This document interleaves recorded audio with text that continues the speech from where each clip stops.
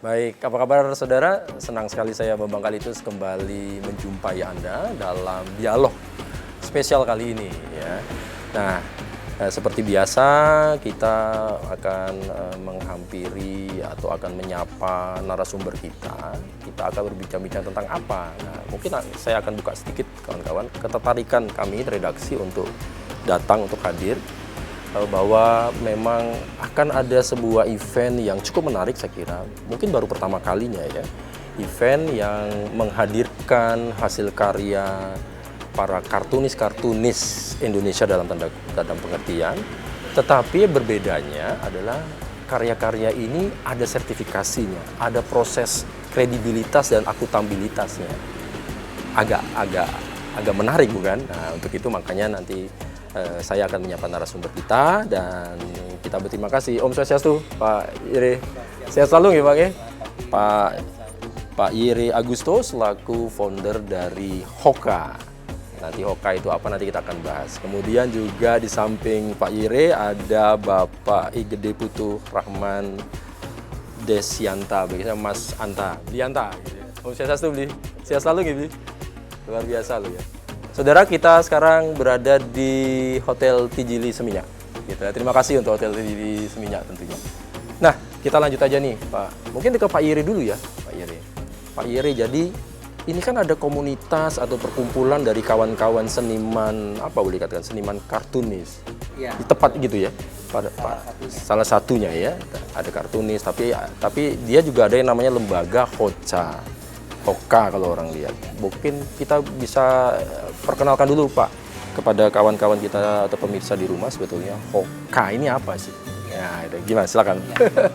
Jadi Hoka ini singkatan dari House of Cartoon Mania. House of Cartoon Mania. Betul, kami dirikan tahun 2023 sebenarnya awalnya dari iseng dulu bahwa kita teman-teman banyak kartunis nih, banyak seniman seni rupa. Kenapa nggak bikin sebuah komunitas yang akan mendukung proses berkreasi dan bagaimana kita membawa karya itu menjadi lebih bernilai sehingga kehidupan para seniman khususnya kartunis dan komikus itu lebih mendapatkan hasil yang lebih baik gitu Pak.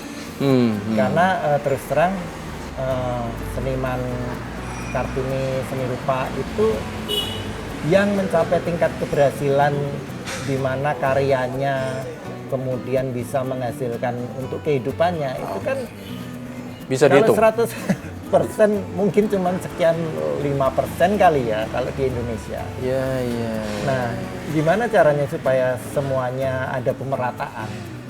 Ya itu berarti harus ada upaya-upaya lebih dari kami para seniman juga. Salah satunya dengan membuat komunitas ini. Banyak kawan-kawan kita seniman, saya potong. Sementara ini anggota Hoka 53-an. Ini masih survive? Atau masih ini atau harus dibantu dan tanda kutip? Yang anggota Hoka sendiri untungnya adalah kebanyakan adalah dosen, kemudian tenaga pengajar, karyawan, kemudian ada mahasiswa juga. Ada memang yang full seniman. Mereka tertolong karena bekerja di institusi lain. Iya. Jadi ini menjadi side-nya berarti. Sekedar hobi tanda kutip. Ya, harusnya kan kayak Ronaldo kan bisa hidup dari main bola. Nah, kalau seniman kan harusnya bisa hidup dari passion apa yang betul, dari apa yang dia buat. kerjakan yang menjadi kecintaannya dia. Nah, itu yang sebenarnya kita pengennya seperti itu, Pak Bambang. Baik. Nah, justru pada waktu pertama kali kita ada, itu Bentara Budaya lah yang memberi tempat. Oke. Kebetulan kita berteman dengan Bentara. Kemudian mereka ada satu event namanya I Love You Goodbye. Jadi ada 10 ilustrator kartunis Jakarta yang mengadakan satu pameran bertema perpindahan ibu kota Jakarta ke IKN. Kalimantan. Tahun 2023. 2023 bulan Agustus. Jadi kolaborasi sudah collab, bahasa kerennya sekarang Pak Ananta ya, sudah Cuman collab dengan waktu Bentara itu Budaya. ketika kami ditawarin, senimannya udah kuotanya udah penuh. Jadi kami cuman Oke. memajang Karyanya. karya merchandise di depan itu, dan untuk pertama kalinya banner Hoka dengan logo yang bukan ini tapi ngawur Iya, iya. sedikit Iya, iya, kita iya. pajang. Nah saat itu untuk pertama kalinya Hoka Oke. eksis. Yang kedua adalah di Institut Franchise Indonesia Jakarta yang punya kedutaan besar Prancis itu, kami juga mendukung open house mereka. Nah event besar pertama kali Hoka di Dharma Negara Alaya, Dharma Negara Alaya punya Pemkot Denpasar di Bali, Denpasar di Bali. Dan saat itulah saya melihat di pojok DNA ada Bali Blockchain Center. Tulisannya NFT untuk artis ya. Nah waktu itu NFT lagi hot-hotnya Lagi Pak. betul. Kita artis itu sok tahu, tapi sebenarnya nggak tahu soal NFT waktu itu, dan sangat tertarik karena itu adalah salah satu alternatif untuk menjual karya. Baik. Dan kami kan pengen jualan karya NFT, tapi media nulisnya begini-begini, banyak negatifnya.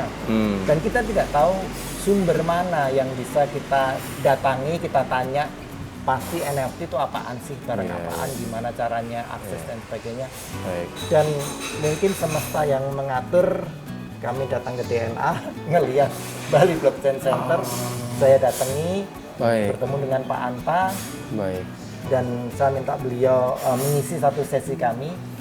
Pada waktu itu yang buka adalah Pak Mangku Pastike, kemudian ada dari Sekretaris Kota Denpasar, kemudian para public figure yang lain. Oke.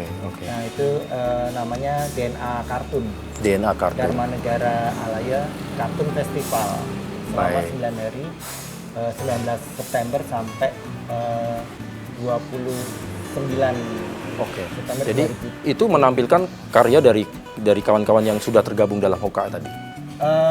Ya, Atau baru- secara de facto ya, de jure-nya belum. Jadi Iya. Jadi 6 kartunis Bali dan 6 kartunis luar Bali. luar Bali. Oh, oke.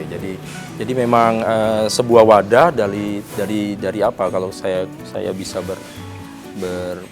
berpendapat bahwa jadi Hoka ini sebetulnya pengen membantu dalam tanda kutip seniman-seniman atau mereka yang memang memiliki sense untuk karyanya. Dalam hal ini kalau kita mengerucut ke kartun ya Pak, sebetulnya tidak cuma kartun, Ya. tapi kita mengerucut ke kartun, bahwa sebetulnya harapannya bahwa keahlian, kemampuan dan hasil karya yang dihasilkan oleh keahlian dan kemampuan berupa kartun itu sebetulnya harusnya punya nilai yang sangat luar biasa, nilai yang punya kemampuan untuk memberikan kesejahteraan dan kehidupannya gitu kan. Betul. Tapi memang sekarang masih PR lah bergerak. Nah, salah satu upaya yang dilakukan adalah Hoka mengumpulkan itu, kemudian mencari kolaborasi dengan pihak-pihak manapun, pameran segala macam, dan akhirnya ketemu Ya. bahwa sebetulnya karya-karya ini supaya dia bisa keangkat punya nilai tambah, nilai jual lah maksudnya Pak. Betul.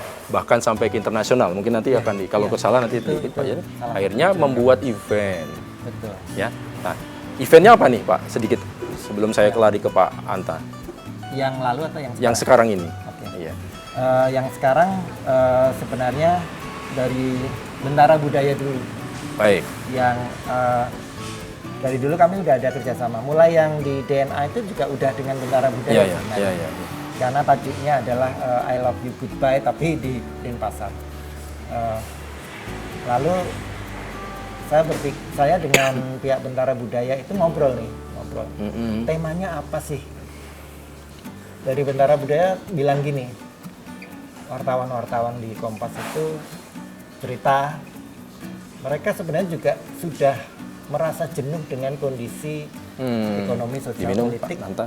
Boleh diminum. berita-berita yang negatif yang sudah tiap hari kita konsumsi gitu Pak. Baik. Jadi kepala mau pecah. Ya, udah jenuh lah ya. Kita terusin Pak Yeri. Jadi Ya. bagaimana sih sebetulnya berangkat dari mana kartun itu ciri khasnya apa sih sebetulnya karya-karya dibuat oleh seniman ini?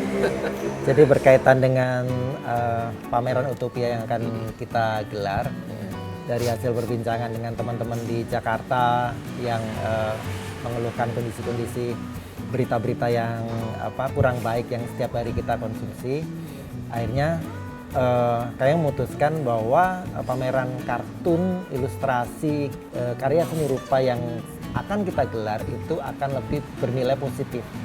Tidak lagi mengangkat dari sisi pandang negatif. Karena memang biasanya kami mengangkat dari sudut pandang negatif. Yang bisa jadi walaupun dikemas dengan kemasan humor, yang dikritik akan marah dan yang melihat akan marah. Negatifnya maksudnya kekurangan ya, kekurangan kondisi, ya kejelekan orang gitu ya. Kadang kan terlalu vulgar juga kartun. Iya, betul. Rambu-rambunya kadang-kadang jadi sangat subjektif oleh yang seniman yang membuat. Betul. Belum tentu juga seniman bisa objektif melihat kondisi. Betul. Ya. Nah, kali ini kami mau berbuat sesuatu yang berbeda. Kami ingin karya-karya seni yang ditampilkan itu memberikan semangat, memberikan pencerahan, memberikan inspirasi buat masyarakat yang menonton.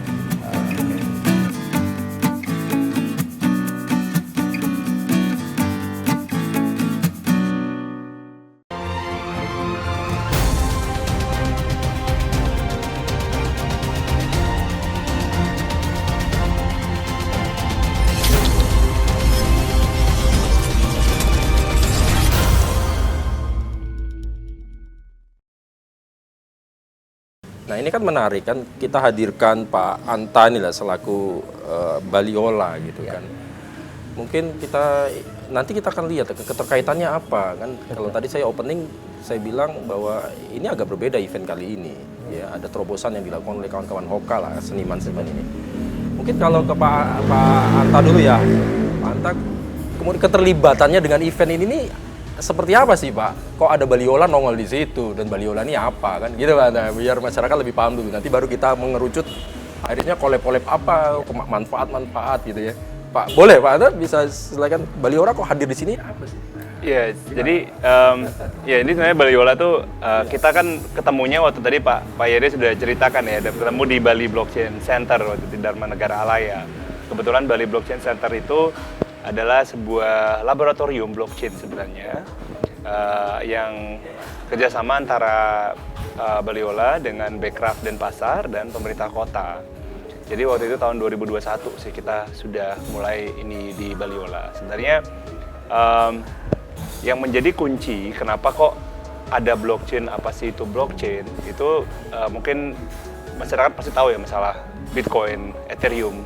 Nah itu teknologi di belakangnya kripto itu adalah blockchain, tapi blockchain bukan kripto, gitu. Jadi kripto itu baru salah satu kegunaan yang kripto itu jadi objek yang dilindungi oleh blockchain. Nah jadi tapi blockchain itu sebenarnya beyond that, gitu. lebih dari itu, bisa lebih dalam. Jadi kayak gunung es, di atasnya itu hanya kripto yang dilihat, tapi di bawah blockchain itu banyak sekali hal. Nah itu yang dilihat oleh waktu itu almarhum Bapak Putu Yuliarte bersama dengan Bapak Wali Kota Denpasar. Akhirnya kita ingin menggali lebih jauh blockchain beyond crypto, terutama untuk ekonomi kreatif, karena kebetulan di Denpasar kan tagline-nya kota kreatif begitu ya. Nah waktu itu tuh memang idenya bagaimana caranya teknologi yang disebut dengan NFT itu bisa digunakan untuk melindungi karya seniman, menghindarkan dari counterfeiting, pemalsuan, pencurian karya. Karena kan sekarang banyak kan digital ya Pak. Ya. Jadi kemarin itu kejadian kok tahun 2021, 2022 saya agak lupa. Ada salah satu seniman senior kita di mana karena Bali kan waktu itu lockdown ya. Jadi nggak ada bule masuk. Terus beliau menjual karyanya di salah satu sosial media gitu. Ternyata di screen capture, habis itu dijual secara bentuk NFT sembarangan dan laku mengatasnamakan seniman tersebut. Nah padahal tidak, sampai akhirnya di Facebooknya beliau menjelaskan bahwa itu bukan saya gitu.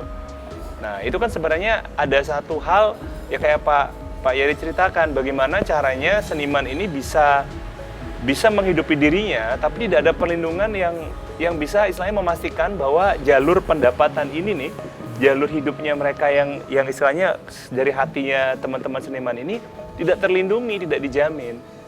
Nah, di sanalah Bapak almarhum Pak Putu Yuliarte melihat harusnya NFT bisa bergerak. Nah, itulah diawali dari sana kami startup waktu itu Baliola, kita diinkubasilah oleh pemerintah kota, diinkubasi oleh Bekraf Denpasar.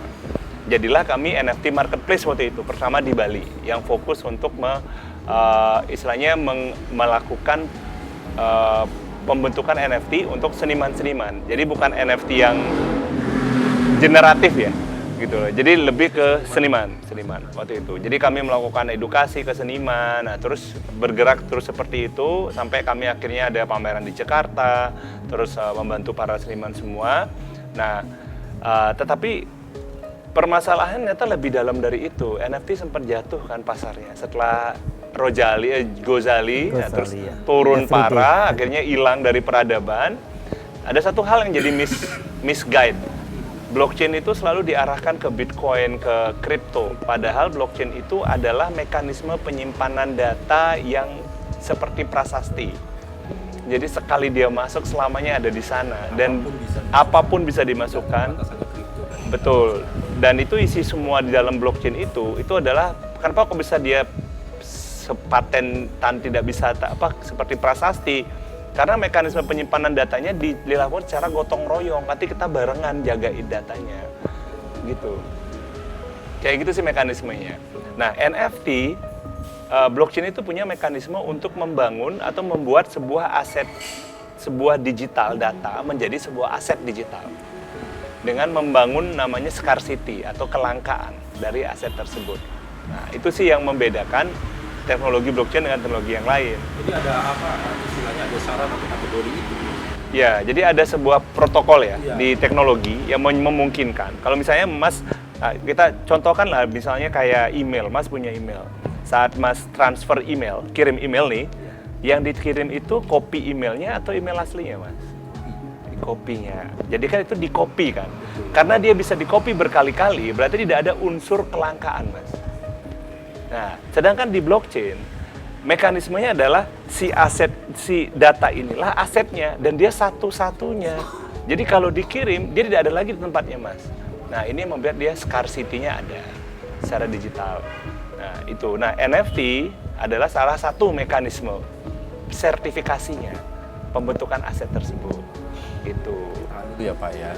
Kan menarik ini ya. Jadi Pak Yeri jadi memang salah satu upaya dari Hoka, betul atau tidak nanti Pak Ferry? Betul ya. Untuk melindungi dalam tanda kutip ya. Karya itu tidak cuma sekedar aku mengklaim tulis nama tanda tangan di karya itu by Pak Yeri gitu kan. Betul. Tapi sekarang harus mungkin maksud saya gini sudah model ke teknologi dan ke digital lah boleh dikatakan. Betul. Ya kan karena dunianya sudah begitu ya Pak ya. Ya.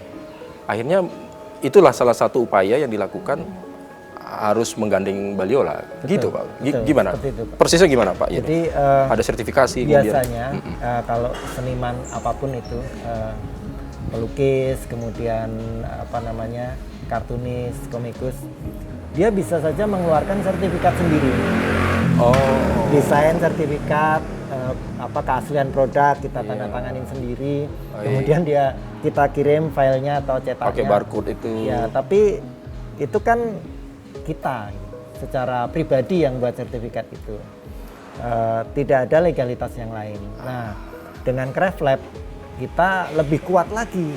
Secara teknologi udah terkait dengan blockchain dan orang bisa nggak ragu lagi. Oh memang benar bahwa bukan kita secara personal yang ngeluarin aja, tapi ada sebuah lembaga yang memverifikasi dan tercatat benar-benar di blockchain seperti itu. Baik. Nah, kalau sekarang kita turun, mekanismenya bagaimana Pak?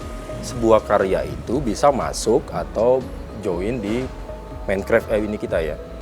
Di Craft Lab-nya kita ini. Gimana Pak Yeri kalau? Sebenarnya kita, ini kan Craft Lab ini adalah satu besutan produk yang kita udah develop cukup lama. Main foundernya almarhum Bapak Putu Yuliarte. Beliau sudah menjadi ketua Bekraf Denpasar cukup lama sekali, terus membantu banyak seniman-seniman komunitas ekonomi kreatif gitu di Denpasar. Nah, waktu itu saya sama Pak Putu itu memang berpikir what next gitu. What next untuk seniman? Karena ekonomi kreatif itu tidak cuma sekedar masalah marketing. Over marketing pun bisa menjadi bumerang kalau tidak dilindungi karyanya. Karena kan kalau ekonomi kreatif itu isinya kan intellectual property gitu ya. Jadi kayak seniman, intellectual property lah. Dan belum lagi seniman pun bingung kan kemana arahnya saya harus jualan. Kalau saya taruh di sosial media nanti dicuri, terus belum lagi saya taruh ke digital nanti gimana, belum lagi ada yang mengklaim. Nah itu kan claiming itu sering terjadi tuh di para seniman. Dan dari sini jadinya pekerjaan untuk menjadi seorang seniman atau ekonomi kreatif jadi dipertanyakan gitu. Padahal potensinya Bapak Korea aja itu hidup dari ekonomi kreatif loh. Ya kayak itulah semua K-pop itu gimana gedenya. Dan sedangkan Bali, di Indonesia terutama di Bali nih ya 80% itu ekonomi kreatif. Nah, gede sekali dan bahkan kemarin saya melihat data tuh ada 1.600 triliun potensi pendanaan ekonomi kreatif yang tidak bisa ditanggung oleh bank. Tidak ada, jadi banyakkan 95% seniman itu membiayai karyanya itu dari kantongnya dia sendiri. Betul itu Pak. Nah itu diamini dan itu jadi problem. Nah cuma kan jadi bingung kita mulai dari mana Pak Putu gitu. Kita mulai dari mana? Karena ini permasalahan tidak sesimpel bikin aplikasi. Kayaknya ini udah fundamentally perlu dirubah. Mekanisme penilaian, mekanisme verifikasi, mekanisme registrasi, terus mekanisme penilaian risiko dan di industri ekonomi kreatif perlu diluruskan kembali gitu. Nah, di sanalah kita keluarkan namanya CraftLab. Nah, CraftLab itu sebenarnya ada 3 pilar. Ada pilar registry, market, dan lending. Yang terakhir nanti. Kalau misalnya Mas tahu di caranya seniman masuk itu simple, Mas. Cuma tinggal bikin bikin account di CraftLab. Habis itu mereka mendaftarkan karyanya untuk mendapatkan namanya OCP atau produk pasport. Jadi kayak Origin Certificate of Product. Satu seniman cukup satu itu saja atau satu per karya? Oh, per karya gitu. Karena kan ini product basis. Ya. Produk. Jadi produknya apa gitu? Dijadikan produk. Nah, dari sana sebenarnya kami juga nyiapkan serial number. Gitu. Jadi dari sertifikatnya sekali, nanti dia akan punya banyak serial number. Jikalau senimannya misalnya kayak lukisan mau bikin litograf. Ya, litografnya mau disertifikatkan juga, maka dia menggunakan turunan serial numbernya disebut dengan OPN. Gitu. Tapi sertifikatnya cuma satu. Gitu. Nah, itu mekanisme. Tapi untuk mendapatkan sertifikat tersebut ada mekanisme verifikasi. Harus bukan kurasi ya, Pak ya. Jadi bukan kurasi, tapi memverifikasi. Yang melakukan verifikasi adalah komunitas. Oh. Kayak sini kan kita bersama dengan Hoka. Jadi Hoka memiliki komite verifikasi. Jadi dia pengecek apakah benar ini membernya yang mengajukan. Membernya ini benar, member yang benar. Terus juga dari kredibilitasnya, Hoka akan mengatakan bahwa saya menjamin bahwa ini benar punyanya si seniman, si A gitu. Itu deklarasi itu, ikrar itu dituangkan dalam OCP itu sertifikatnya. Oh, ada tertera di situ. Ada di sana. Udah diverifikasi oleh Hoka bahwa ini benar. Jadi misalnya saya mau melihat karya itu, saya tertarik karya itu, kemudian saya akan buka, itu lengkap semua. Semua kelihatan. Sampai Yes, itu lengkap sana. Dan memang dari OCP itu kita pinginnya sih memang semuanya punya produk paspor. Jadi kayak produknya sudah punya identifier sendiri gitu. Iya. Jadi dengan begitu ada bukti bahwa ini bukan saya yang ngeklaim, tapi ini ada yang komunitas yang ngeklaim gitu. Tapi ini bukan pengganti haki ya Pak ya. Ya ini sebagai dokumen pendamping haki. Karena haki itu kan mekanismenya claiming. Kalau kita mengklaim pertama kali membuat, ada buktinya nggak Anda ngeklaim. Nah di blockchain uniknya adalah saat kita masukkan ke blockchain dia sekali di sana selamanya di sana kan. Jadi kita ketahuan kalau dia bilang saya udah hakikan. Bentar, bukti ini adalah loh ini saya tanggal 24 Desember, Anda 2025 gitu misalnya. Anda baru Maret. Saya lebih awal sebenarnya gitu. Ya, jadi itu yang bisa menjadi artefak di mana si seniman kalaupun nanti akan istilahnya ada yang mengatakan ini punya karya atau mengklaim itu ada senjata yang dipegang.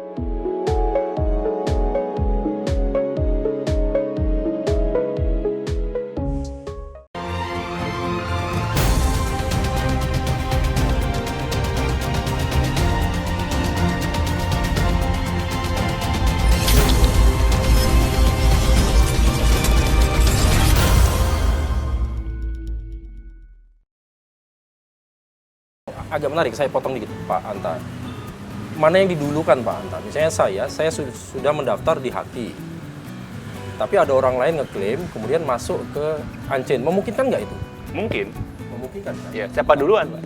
Oh, tetap siapa dulu? Siapa duluan? Haki mau ini tapi... Ya, siapa duluan?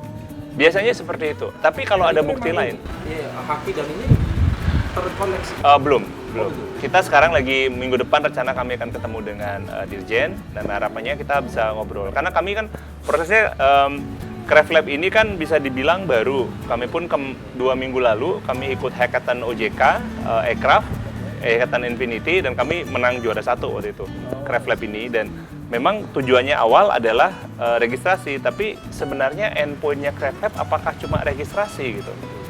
Registrasi itu satu hal Pak, itu sebagai fondasi seniman dulu. Di awal, saya harus ada yang melindungi saya gitu. Someone need to protect me gitu kan istilahnya. Nah, dari setelah itu sebenarnya tujuan akhir dari Craft Lab itu apa? Sebenarnya IP financing. IP financing gitu sebenarnya terakhirnya. Karena sebelum ke financing kita harus punya sertifikat dulu karena jadi ada kasus sekarang ini adalah PP 24 tahun 2022 itu sudah mengizinkan karya intellectual property untuk diagunkan ke bank. Sudah boleh Pak. Sudah boleh. OJK juga sudah oke sebenarnya. Tapi bank lampu merah semua. Karena masalahnya adalah tidak seperti tanah atau tidak seperti mobil yang bisa fidusiakan gitu kan ya.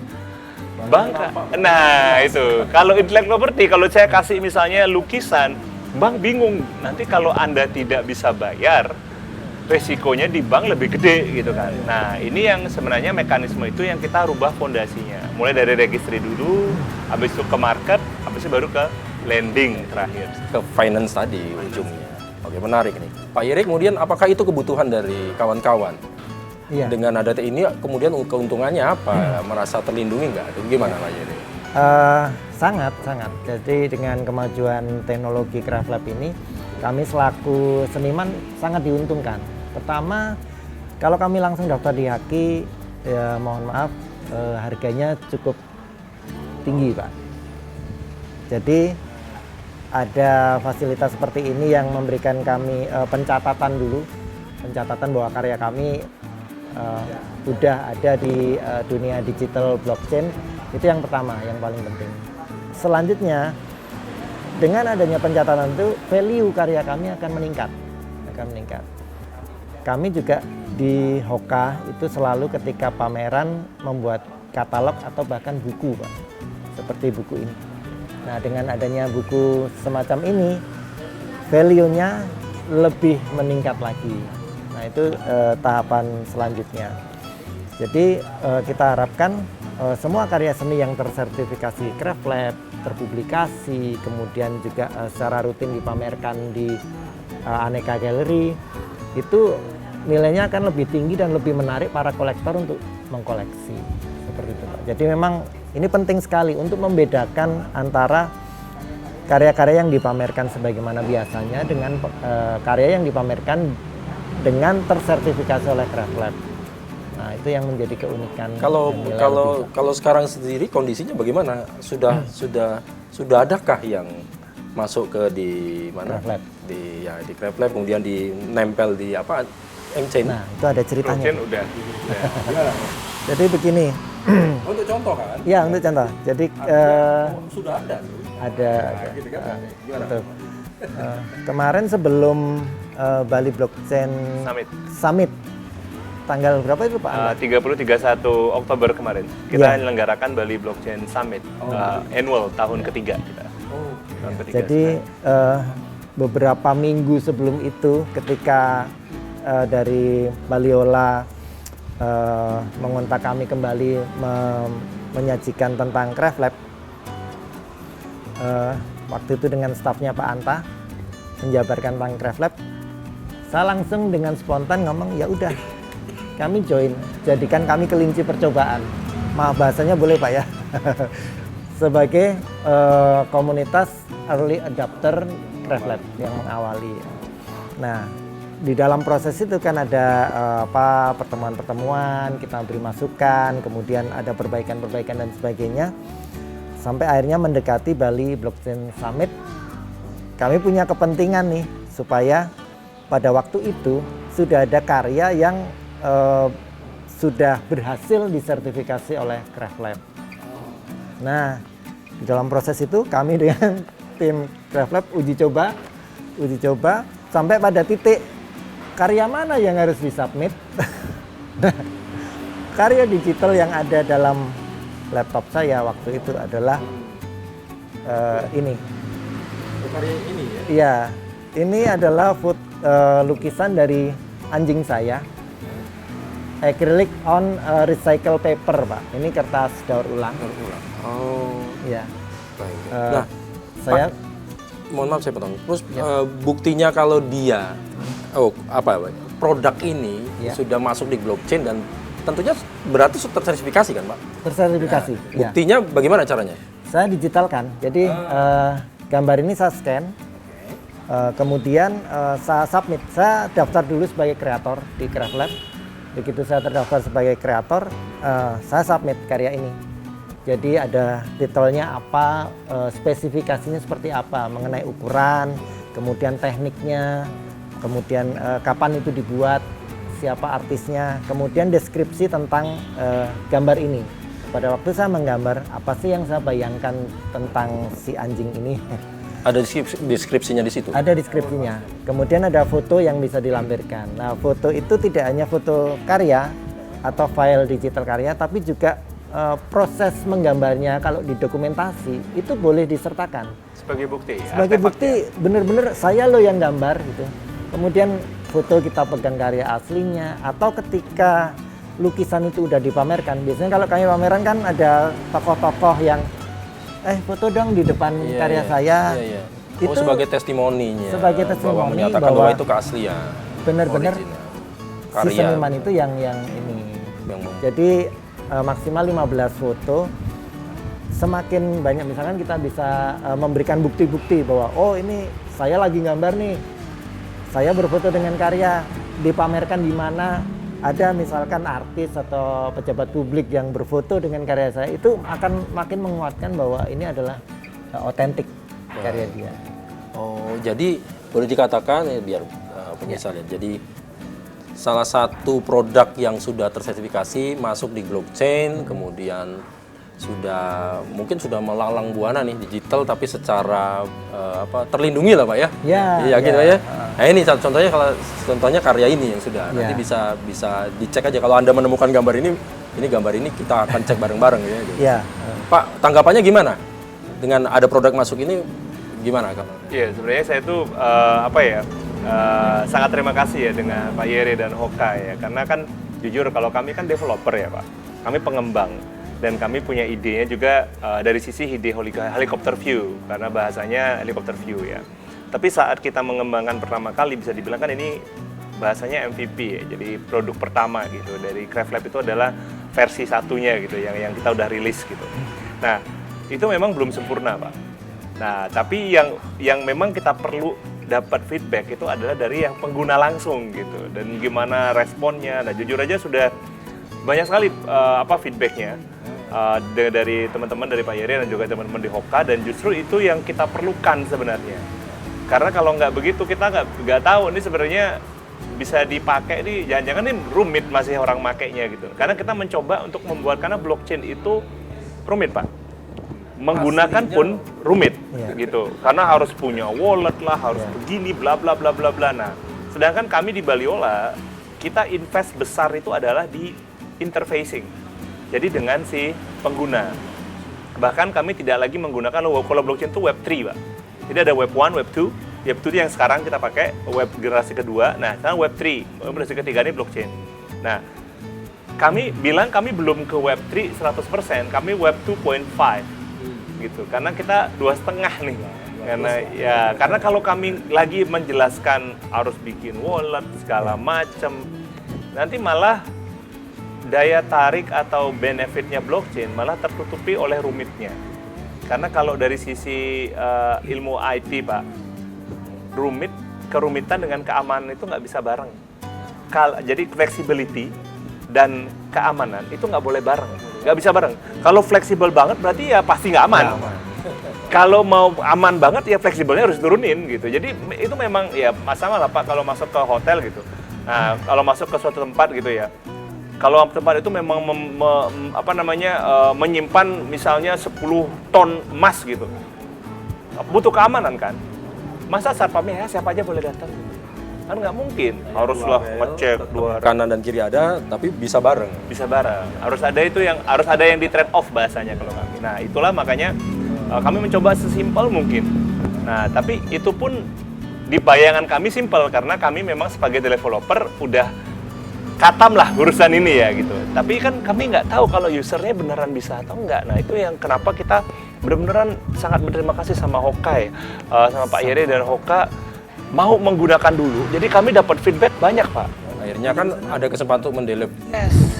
Betul, be better lagi, be better nah itu. Memudahkan, menggampangkan. Betul. Jadi gimana caranya kalau kami ilmu kami itu grandpa design. Kalau sampai kakek gua bisa pakai, berarti ini bener nih software-nya gitu. Sekarang belum bisa nih, jadi kita perbaiki terus gitu.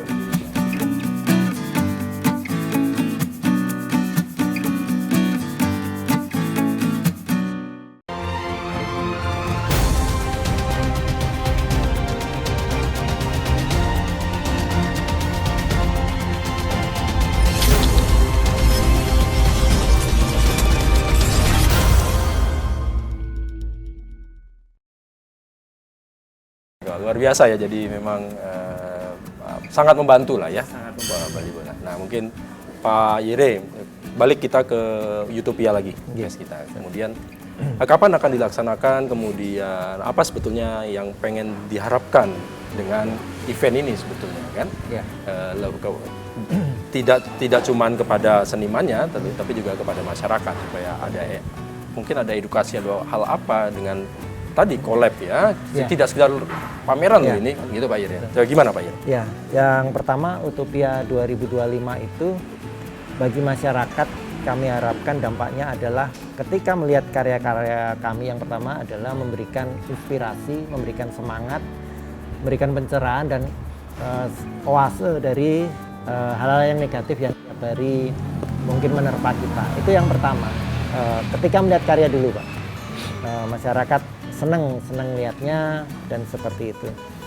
Yang kedua dari sisi seniman, seniman yang mengikuti Utopia ini karya-karyanya sudah terlindungi secara digital, dan itu kita harapkan juga menginspirasi seniman-seniman lain untuk berbondong-bondong mendaftarkan karyanya agar mereka mendapatkan perlindungan yang sama seperti yang teman-teman Hoka miliki. Baik. Seperti itu. Jadi ini nanti akan melibatkan berapa seniman Pak? Atau berapa karya bahasanya? Ada 17 seniman. Di Bali ada 10, 7 dari luar. Jakarta, Bogor, Tangerang, Makassar, Surabaya, dan Bali. Opening ceremony-nya tanggal 5 Desember 2025. Kemudian pamerannya kan berlangsung dari tanggal 6 sampai 14 Desember 2025. Tempatnya di Hotel Dijili Seminyak, Jalan Drupadi nomor 9. Yang sudah terregistrate berapa karya Pak besok yang akan? Ya nantinya semuanya Pak. Semuanya. Oh, sekitar 50 sampai saat ini masih 50-an. Tapi kami perkirakan ada 60 karya. Ini yang nantinya akan diregistrate atau sudah? Sudah. Jadi semua peserta yang ada yang ikut Utopia itu memang karyanya akan didampingi oleh sertifikat di Craft Lab. Ya. Seperti itu. Jadi semuanya, tidak ada yang tidak. Makanya kami ngadain technical meeting kemarin secara online untuk yang di luar Bali. Kami ajarkan bagaimana memasukkan karyanya, karena nggak boleh kami yang masukin Pak. Harus seniman sendiri. Ya. Terus yang offline kami adakan kemarin di Dharma Negara Alaya. Bareng dengan teman-teman. Dengan di sini di Tijili pendampingan kami. Jadi kami ajarkan bagaimana mekanisme. Nah dari sana juga kami dapat feedback. Itu juga pentingnya kenapa kami harus training langsung ke seniman.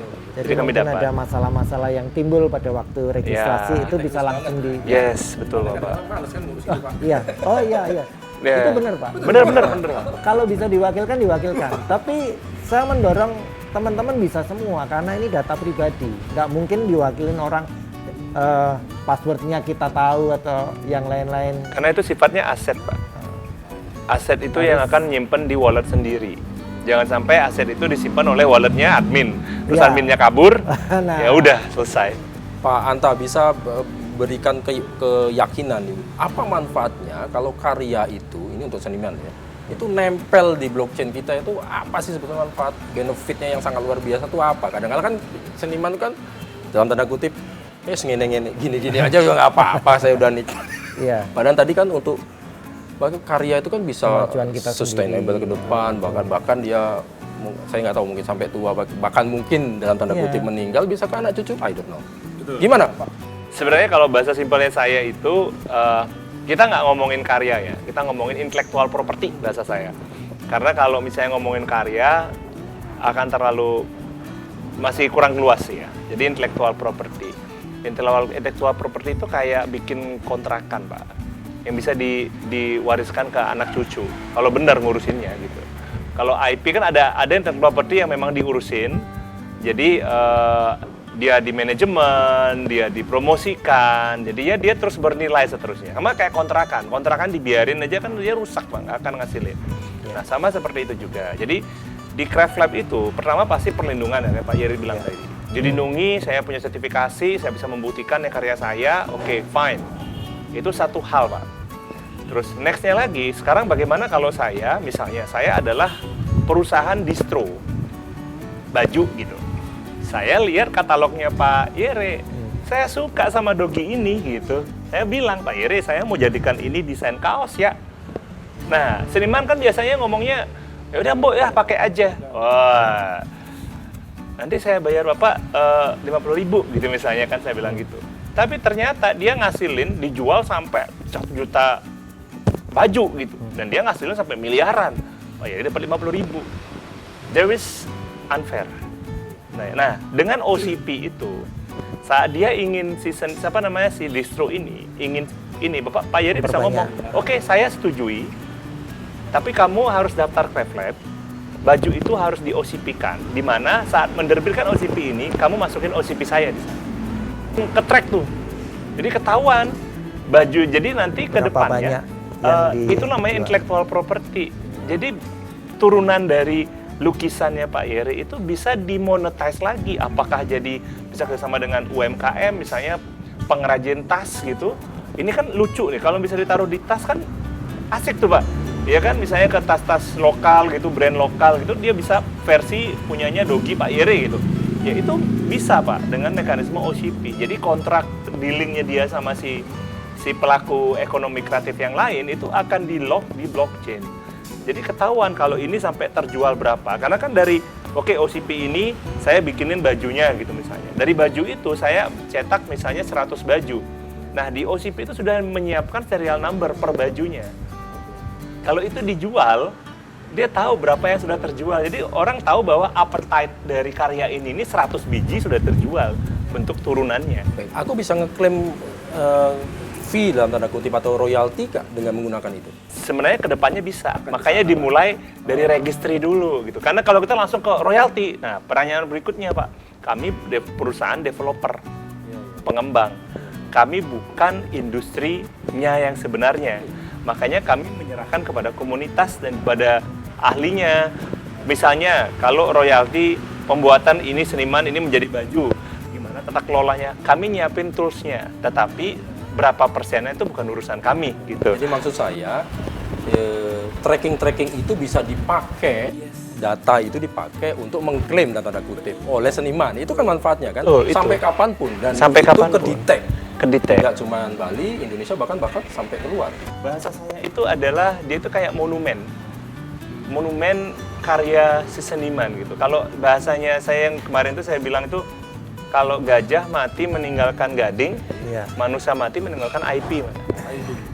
Sekarang gitu jadi. Baiklah, luar biasa. Mudah-mudahan ini bisa sedikit memberikan pandangan pada tidak cuma seniman tapi juga masyarakat ya, untuk menghargai sebuah karya itu sekarang. Betul. Kalau digital kayak apa ini sudah ada toolsnya lah. Walaupun nanti akan ada pengembangan ke depan jauh lebih baik. Baik. Mungkin terakhir Pak Yere, apa yang ingin disampaikan supaya upaya yang sudah dilakukan Hoka bersama dengan stakeholder yang ada. Pameran besok kita akan melakukan pameran, kemudian agak berbeda karena ini sudah tersertifikasi dalam pengertian begitu, kemudian masuk menggandeng blockchain segala macam. Apa Pak Yeri sebagai closing statement dari Pak Yeri? Tak kenal maka tak sayang ya Pak Bambang. Memang banyak orang yang masih menerka-nerka apa sih ini. Kami juga belajar kok, kami belajar dari Pak Anta, belajar tentang Craft Lab, belajar tentang bagaimana sih meningkatkan value karya seni rupa khususnya. Tapi sebenarnya banyak Craft Lab itu nggak hanya seni rupa, banyak sekali yang bisa di Craft Lab-kan dengan ini. Harapan saya adalah teman-teman melihat pameran kami yang diadakan tanggal 6 sampai 14 Desember. Kemudian bisa melihat ada QR code, bisa scan, bisa melihat sertifikatnya secara langsung, dan kemudian ada bukunya yang sedang kami tulis. Dengan melihat mengamati hal tersebut, paling tidak pertanyaan-pertanyaan yang ada sebelumnya itu sebagian mengerti dulu, kemudian bisa bertanya kepada kami, kepada Baliola selanjutnya. Dengan demikian ketika mereka sudah memahami, sudah terbuka dulu pikirannya tentang pentingnya sertifikasi digital, mereka bisa ikut. Yang seniman bisa ikut berkolaborasi dengan Craft Lab untuk mendaftarkan karya-karyanya, seperti itu. Dan bagi masyarakat luas juga sadar bahwa karya-karya para seniman itu juga harus dihargai dan ada harganya gitu. Jadi apresiasi terhadap karya seni rupa di Indonesia bisa lebih meningkat lagi, Pak. Mungkin bisa mengejar dengan apresiasi masyarakat di negara-negara maju pada akhirnya, sehingga seniman-seniman Indonesia lebih dihargai dan bisa akhirnya hidup dari bakat dan talenta mereka. Itu harapan secara saya. finansial untuk kehidupannya. Betul. Ya, menjadi profesional iya, tapi menghidupi juga iya. Betul. Ya. Baik, matur semua, Yeri Agusto, founder dari Hoka, dan juga Terima kasih, Gede Pak. Putu Rahman Desyanta, Mas Anta. Matur semua atas waktunya, mudah-mudahan ya ini memberikan insight, pandangan bagi masyarakat, dan terlebih juga mungkin juga para seniman dalam hal ini untuk jangan meninggalkan teknologi dan digital. Ayo join di sana, gabung di situ, memperhatikan itu. Ada pendampingan kok. Faktanya ada pendampingan yang dibuatkan oleh Craft Lab gitu ya Pak ya. Dan untuk masyarakat kita bangga ada terobosan yang dilakukan bermula dari Bali untuk karya-karya yang kadang-kala orang melihat ya simpel sederhana, tetapi ini bisa sampai kemana-mana kalau kita tahu caranya, dan kita akan dilindungi. Dalam tanda kutip dilindungi adalah memberikan manfaat dan benefit yang luar biasa bagi seniman. Dan karya ini akan dihargai sepanjang masa. Baik, saya Bambang Kalisus menutup dialog kita spesial kesempatan kali ini. Kita jumpa lagi dalam kesempatan yang lain, dan salam selamat kepada seluruh panitia dan juga kawan-kawan yang nanti akan melakukan kegiatan event ya Pak ya. Mudah-mudahan berhasil, sukses, memberikan dampak dan manfaat yang sangat luar biasa kepada seniman dan juga kepada masyarakat. Sekali lagi terima kasih, salam sehat dan tetap semangat.